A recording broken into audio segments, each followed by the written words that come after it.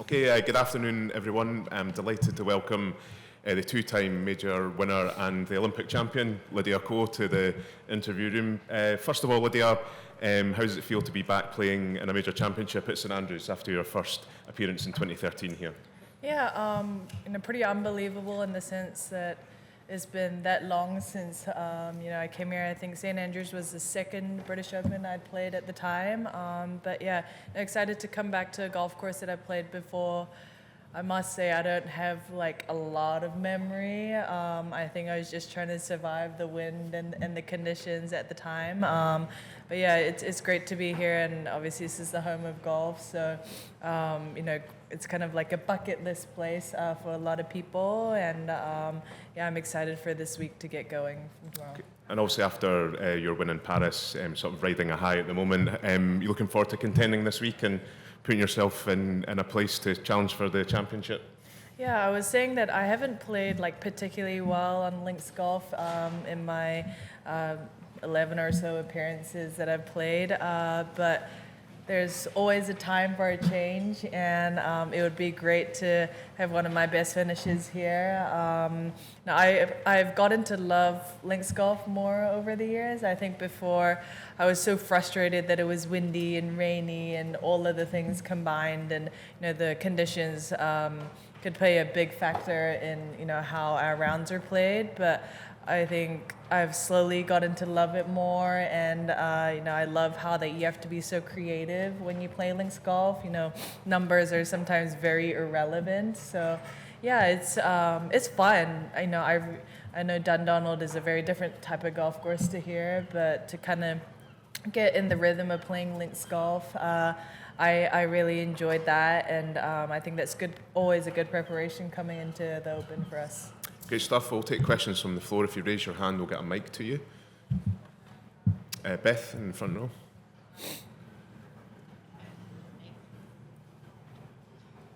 Hello. When did you do you remember when you had this shift in mentality to learn to embrace the conditions? I think when we played in Muirfield a couple years ago, there was one of the most fun I'd had, on links. I don't think we played in like heavy rain that week. It was just, very windy. But I was like, you know what? Like, not hitting a stock 7-iron 155 yards is okay, and sometimes it might only go 100 yards, and like it's funny in ways, and I think it becomes a little bit more light out there. I think last week I hit a really good drive on the fairway on my first hole of the day, and I had 195 to the pin, and I knew that my three would not reach the green, and you just stand there and you can't do anything about it, and it's you just take the joy out of all that. But I think Muirfield was kind of a time where I stepped off after the Women's Open. I was like, I actually really enjoyed that, and after that, I think every time I've played, it's just been more and more fun. And whereas before, I thought, like, why are we out here? Like, of all the sports, why did I choose an outdoor sport where I have to deal with everything? But this is the beauty of it, and I prefer playing link-style golf course when we are at the Women's Open. And obviously, we're gonna get a true test of that this week. And where's the gold medal now? And have you taken it out and just stared at it and enjoyed it? It's in my hotel room, inside my backpack. We didn't really get a case for it, so we wrapped it up in a towel and then just put it in my backpack. It was, my sister and I were there in Paris, and we had a few more family members come over this past week. So my mom took a picture with it, and, my brother-in-law and my husband is here. So we're all just enjoying it. But I think after Sunday this week, it will be more of a relief, and in a way where I can take a step back and kind of take everything in. Whereas these past couple weeks, I'm also trying to play the best I can at these events, so I'm just focusing on what's right in front of me. But yeah, I'm excited to get this tournament started, but then also excited for it to end, after Sunday, and really embrace what an amazing 3 weeks it has been for me. Okay, the next question from Brentley at the front. What do you remember specifically about 2013? I would imagine you probably played a few holes on Saturday with the wind, but is there anything that still stands out from when you think back on that week, the weather? I'm pretty sure I played in calm conditions on that Thursday, and I was like, oh, this is fine. This golf course isn't that difficult. And I don't know if it's because I said that. The weather gods said, you're going to get a beating the next day. So I played in, super windy conditions on Friday, and I was very humbled, to say the least. It felt like a completely different golf course. I played here even on Monday, and the whole back nine, apart from 10, 11, I didn't hit a club under a 3 hybrid coming in, apart from the 18th. So it can play really long, and I think the wind direction, whether it's just across to being like crossing into, makes such a big difference around this golf course, and especially with my ball shape. So yeah, it's I don't remember like one specific thing, but I knew that was when I was quickly humbled there, and I was like, you know what, don't say anything about a golf course, and don't ever say anything's too easy, because you just never know. We could get sun, and then 5 minutes later it could be raining sideways. I'm sure you weren't surprised shortly after the Olympics to get asked about, when are you going to retire, when are you going to hang it up. When you look at some players in the past, like a Suzanne, who have kind of retired on the spot, had like a walk-off kind of going away, is that the type of person you are, or are you the more of the type of person who would just kind of finish out a season and then call it quits? Yeah, I think you just have to listen to yourself. The way Suzanne did it after holding that putt at Solheim, I mean, she couldn't have finished her career on any more of a high, and she's pretty much accomplished everything that she could have, or maybe would have wanted. So yeah, it's very, I think, circumstantial, and depends on the type of player you are. I think that was so cool what she did, the mic drop, but it's much harder to do when you're playing the British Open in a couple weeks in my position. But I still, I've always said that while I'm competitively playing, I want to play at the highest level I possibly can, and continuously work hard with my team to become a better, more consistent player. So that's the goal right now, and it's kind of been go since the Olympics, so I haven't really had a lot of time to think about everything, and I don't want to rush into any decisions, but no, this is definitely not my last press conference or anything like that. So yeah, it's exciting, what's ahead, and in ways it can be scary, because I've played golf since I was 5, and this is my life, whether I like it or not, and golf has given me so much for me to be thankful for on and off the golf course. So I think it's not an easy decision, but I know I have a great support team and family that's so supportive, and great mentors that are going to help me and give me advice, and I feel very fortunate to be in that kind of position. But all in all, I'm just excited that you guys aren't going to ask me, what about that one point? What about getting into the Hall of Fame? I'm glad that that's kind of over now. Okay, Martin in the front. Lydia, when you spoke to us last week at Dundonald, you said you had spoke to your team after the Olympics, and they asked you about a goal, and you said maybe one more major. Would this be the dream one, given this event at St Andrews? And obviously, Ryan Fox is one here at Dunhill Links. Can you be inspired by that? Yeah, maybe I'll call Foxy, and I one-upped you kinda, because it's the Women's Open. But yeah, it's, I've always wanted to play well, at a Women's Open. I do think it requires something a little different to maybe some of our other major championships. In Paris, what happened there was almost too good to be true, I still think. I feel so fortunate.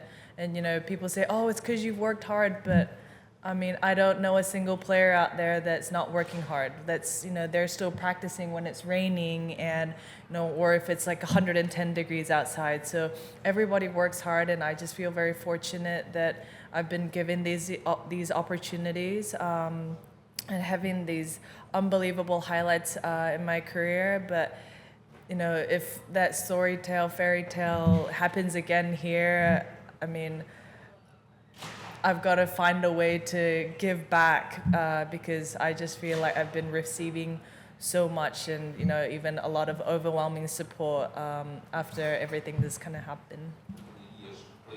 St Andrews loved playing the old course, but also loved being in the town. Is that something you felt on your visits here over the years?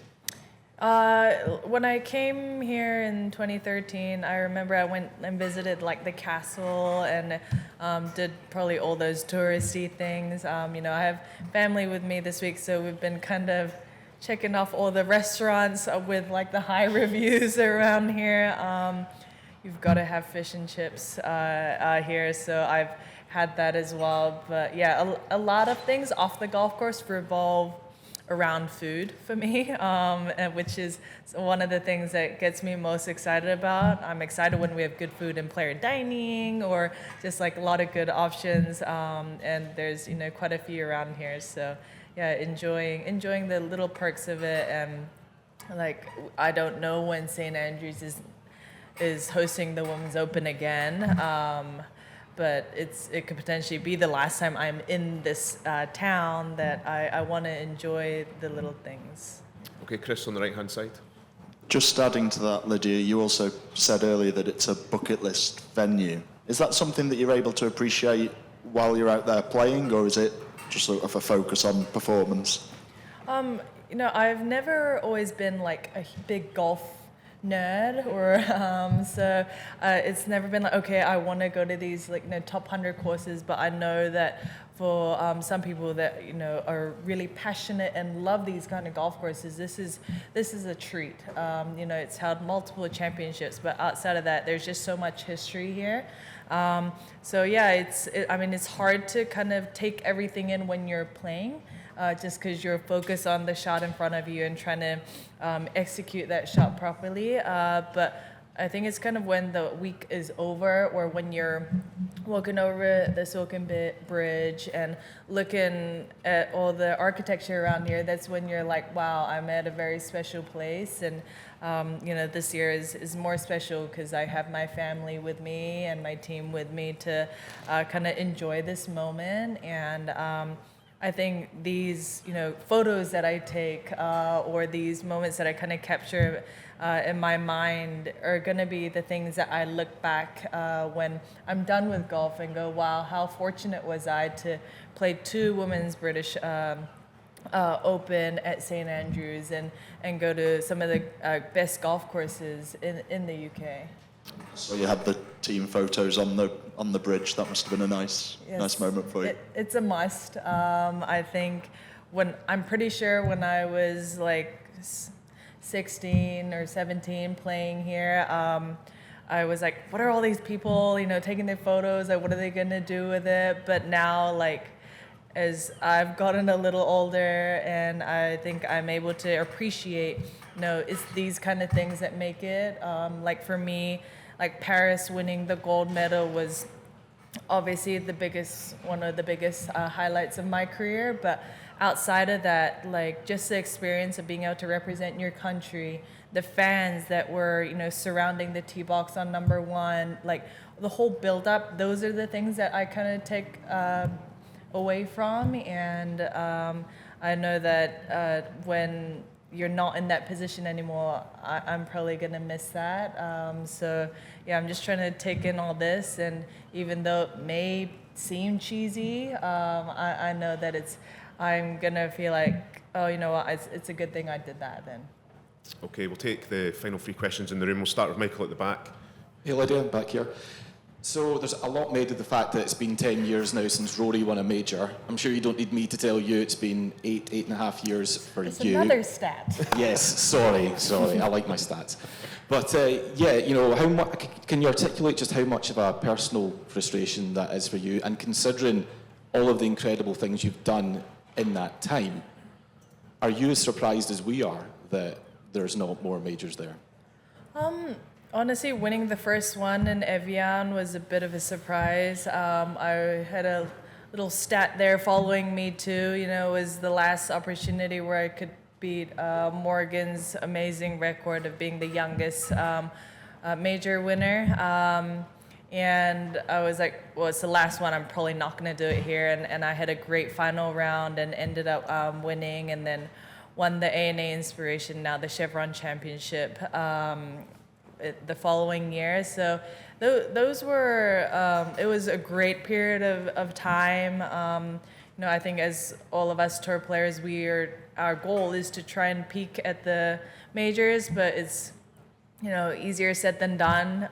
It's not just about, you know, you could do everything correct and it just could be that time of the month, or you could, you know, you could just be tired or get the wrong side of the draw. There's just so many variables that you can't control as well. So I think it's a lot harder, and I know that every time Rory tees it up, like everyone asks him, and obviously he played amazing at the U.S. Open, but people always just talk about his finish. But I mean, the guy played awesome, you know. So it's just I think sometimes we get carried about who won, like how many years it's been, like it's a drought, this, that, but I think it's difficult, and you know, all of us as players were trying to work to be at the highest level at that time, but you know, sometimes it just doesn't go that way.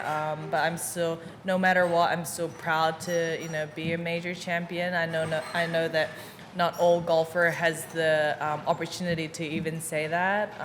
But you know, whilst I am playing, I do want to, you know, keep putting myself in contention, and I think if you do that, I'm going to become more comfortable being in that kind of position. And I think sometimes that's all, you know, all of those things build up, and if it's going to happen, it's probably going to happen. Okay, Swarmy.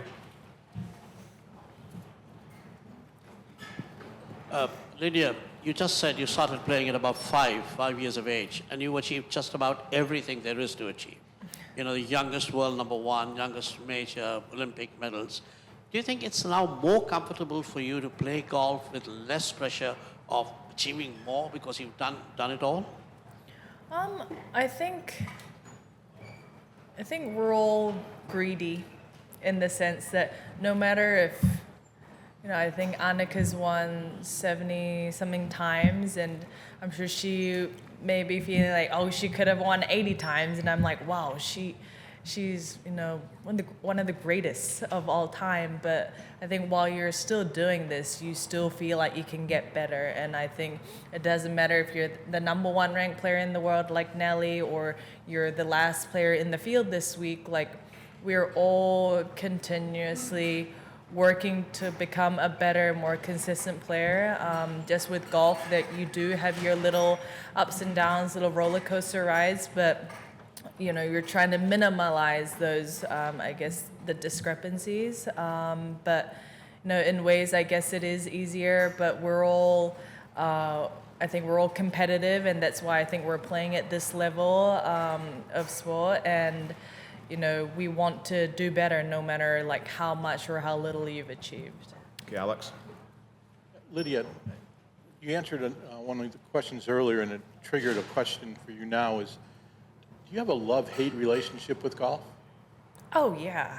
I mean, in some days it's hate. And some days I could kiss my putter, you know? It's just, I think that's just the way it works. You know, I have walked off the golf course, you know, with tears in my eyes from joy and from frustration, and I think that just shows how, you know, deeply invested we are, and how, like I said, like golf is my life. As much as I want to separate it, like I can't. And you know, I think when I was younger, I used to always think about the negative things of why can't I go to a school camp with the other kids? Why do I have to go like practice after school? But all those moments, they have kind of led me to the journey and the place I am right now. And I think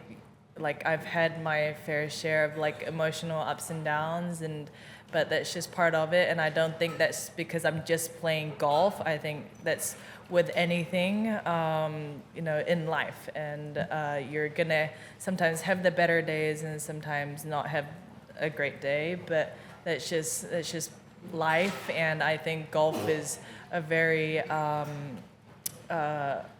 golf puts everything kind of into perspective, and I think it gives you life lessons outside of just becoming, a better golfer.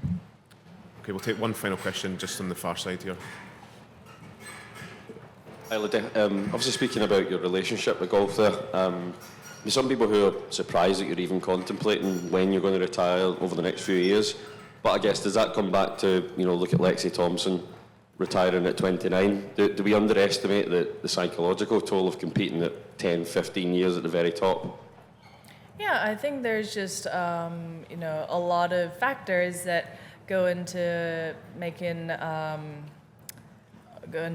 guess, the equation of how a player decides to retire. I know some players don't really ever fully retire. They play an occasional, one or two, and there's some like Soyeon, retiring at the Chevron Championship this year. Lexi announcing her retirement.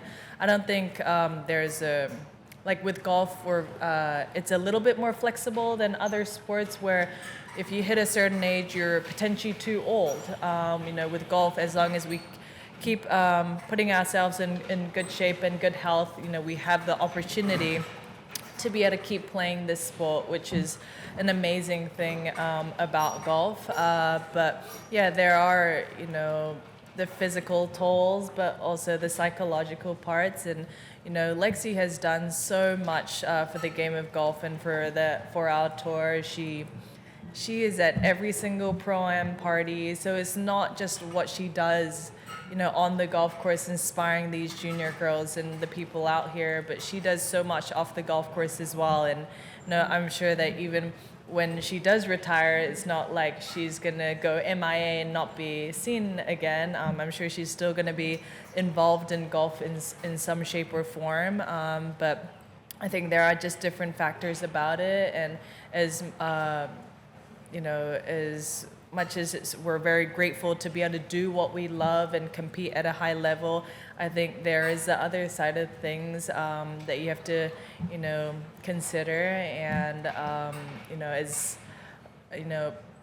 as someone that's maybe like closer to that than that point in my career than when I was a rookie, it's you become to realize all of these things, and respect the player for the decision that she came up with, and it's their journey. So all we can do is just clap and say thank you. And I'm sure the whole golfing industry is very thankful to have such an inspirational role model like Lexi.